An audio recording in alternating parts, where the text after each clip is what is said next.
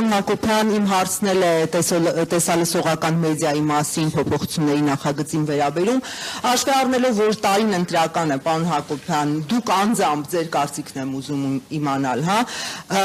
մտավախություն չեք ունեցել, որ այն կարող է մահակ դառնալ լրատվամիջոցների գլխին, օրինակ դուք ինչպես եք որոշելու, որ մի ծրագրով սահմանադրական կարգը տապալելու կոչ է հնչել, եթե այդ հարցը քրեական օրենսգրքով է կարգավորվում եւ 3 դատական մարմին պիտի անցնի, պարոն Հակոբյան, որպեսզի որոշվի սահմանադրական կարգը տապալելու կոչ հնչել է, թե ոչ։ Նախագիծը եթե այդ տեսքով ընդունվի, չեք կարծում, որ հետագայում սահմանադրականության հարց կարող է առաջանալ, եթե որոշումները ձեզ թողնվեն, Նաև մեդիա փորձագետներն էին, պարոն Հակոբյան, դաշտի հասարակական կազմակերպություններն էին անհանգստացած այս խստացումներով, որ դրանք կամայական մեկնաբանության տեղ կարող են թողնել, նրանց հետ ուզում եմ իմանալ, քննարկել եք, հաշվի առել եք նրանց դիտարկումները, մշակման փուլում կարծես ասում էին, որ ներգրավված չեն եղել։ Նաև կարևորում էին Վենետիկի հանձնաժողով փորձաքննության ուղարկելը, դուք տեղյակ եք ուղարկվել է թե չէ, եթե ոչ ինչու չի ուղարկվել, եւ նաև վերջին հարցը ներողություն եմ խնդրում, շատ են հարցերը, դուք ներքին գործերին միջամտելու հարցին անդրադարձաք եւ ասիք, որ օրենսդրության մեջ թերի է, Այդ դեպքում ինչու է այն տեղ գտել նախագծում եւ եթե ճիշտ հասկացա, խնդրում եմ նորից ասեք, կամ եթե սխալ եմ հասկացել ինձ ուղղեք, արդյոք պատրաստվում եք առաջին ընթերցման ժամանակ այդ ձևակերպումը հանել նախագծից։ Շնորհակալ եմ։ Շնորհակալություն, երկար մի քանի բանից բաղկացած, բայց ես ստիպված եմ որպես հանձնաժողովի նախագահ խոսալ, ոչ թե անձամբ իմ կարծիքը չեմ կարծում ձեզ հետաքրքրում, առանձին կարանք դա քննարկենք, վերջինից սկսեմ։ Ինչից եղավ ներքին գործերին միջամտելու։ Քանի որ որևէ մեկի համար գաղտնիք չի, որ ավելի շատ այսպիսի տեղեկատվական հարձակումները, քան ռուսչական, նույնիսկ հարձակումները չէ, այն տեղեկատվական օրակարգը, որը թելադրվում է մեզ դրսից, դա Ռուսաստանի արտադրության ալիքներից է, ինչի, որտեվ ռուսերեն ստեղ բոլորը խոսում են, որտեվ Ռուսաստանը համարում է, որ մենք շատ մոտ ենք, իրավունք ունի համեկ-մեկ մեր վրա թափ տալ եւ այլն, պատճառների մասին չխոսա։ Եվ այն միջկառավարական պայմանագիրը,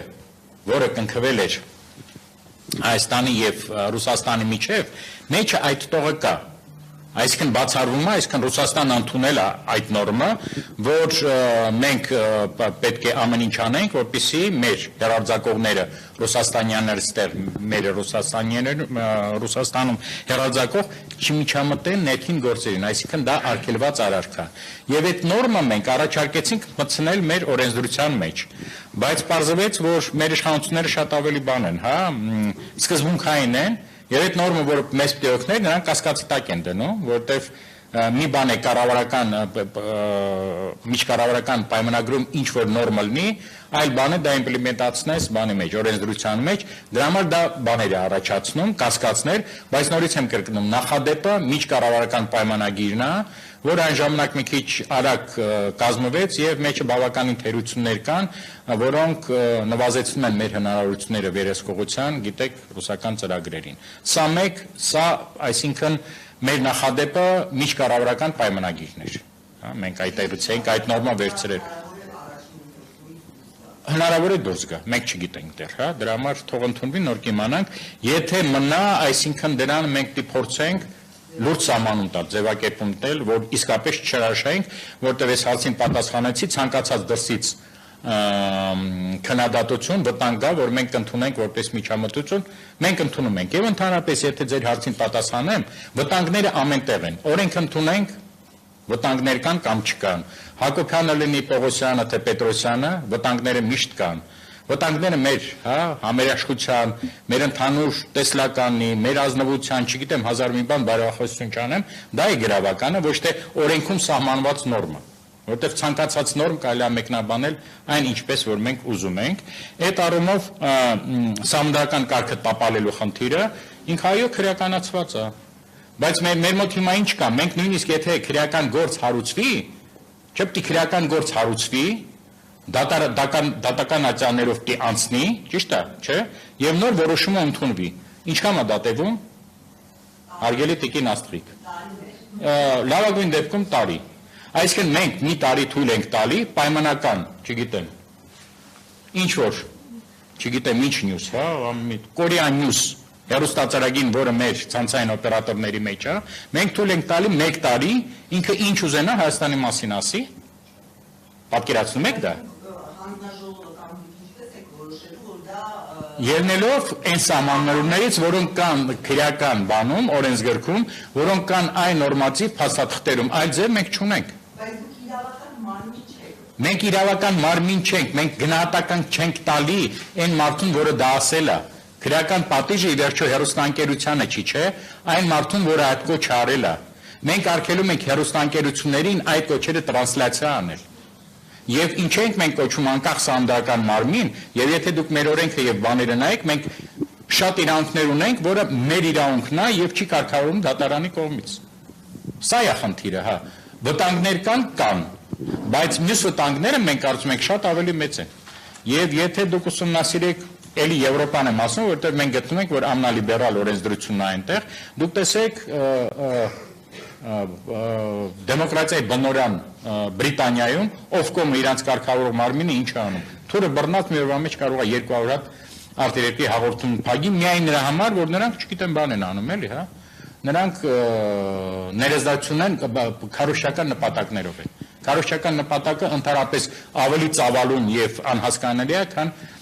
ներքաղաքական բանի մեջ կամ սահմանադրական կարգը տապալելը։ Այսինքն մենք դե հասկանանք, որ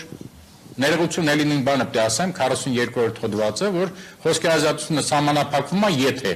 այդ եթե ներդրանք քո երկրի անվտանգությունը, սա, ապա մենք այն լիազոր մարմիններից ենք, որոնք լիազորված են շատ արագ որոշում ընդունել։ Շատ արագ որոշումը չի նշանակում միշտ ճիշտ որոշում, բայց եթե մենք վերցնենք մեր նախադեպը 2019 թվականից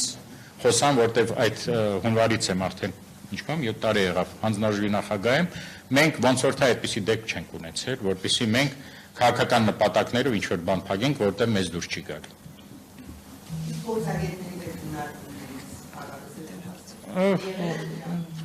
Բանում մեր կողմից չեն եղել, որովհետև մեր կողմից չպետք է լինեն, դա բարձր տեխնոլոգիական արդյունաբերության նախարարություններ։ Ես գիտեմ, որ դա քննարկման դրվել է բացահարթակներում, հա, եւ ես որևէ ճիշտն ասած, ես հայտարարությունը կարդացել եմ այդ ընկերությունների, այնտեղ ես ոչ թե տեսել եմ ինչ որ առաջարկներ, ի վերջո հանձնաժողովի, եթե դուք առաջարկներ ունեք, կարա գրեք, չէ՞։ Այնտեղ իմ մտածողությունն է, որ դժգոհությունն է, որ իրանց հետ չի քննարկվել, էլի, այսինքն իրանք անտեսվել են։ Ինքը ընդունելի է, որ նեղվում են, բայց ինքը արդյունավետ չի։ Եթե դուք այնտեղ թերություններ եք տեսնում, խնդրեմ, ձեր տեսակետը արտահայտեք, գրավոր տվեք եւ բտան ինձ թվում է դա կուսումնասիրի։ Ամեն չի, որ հայտարարություններով է, կներեք, հա։ Ես կարծում եմ, էլի, արդյունավետության համար դու առաջարկներ դի անես։ Երբ որ առաջարկի տեղը ընդհանրեն դժգոհություն է լինում, դա որևէ բանի չի բերում։